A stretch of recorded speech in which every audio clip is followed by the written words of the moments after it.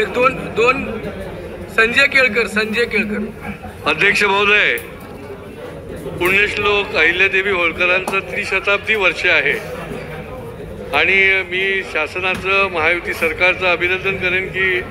त्यांनी त्यांच्या जन्मगावी भरीव निधी असा देऊन भव्य स्मारक उभारण्याचा निर्णय केलेला आहे. अनेक असे चांगले निर्णय केलेले अध्यक्ष महोदय. तथापि माझ्याकडे काही संस्थांनी निवेदनं दिलेली आहेत अध्यक्ष महोदय की या त्रिशताब्दी वर्षांच्या निमित्ताने अहिल्यादेवींनी उत्तरेपासून दक्षिणेपर्यंत, काशी विश्वनाथ पासून रामेश्वर पर्यंत अनेक प्रकारची भरीव असं काम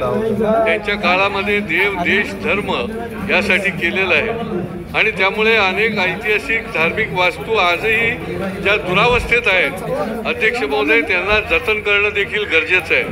अध्यक्ष महोदय, जेजुरीचा होळकरवाडा असेल, पंढरपूरचं अन्नछत्र असेल, नाशिक येथील अहिल्याराम मंदिर, बारव, पुणे खडकी पिंपळगाव येथील होळकर ब्रिज,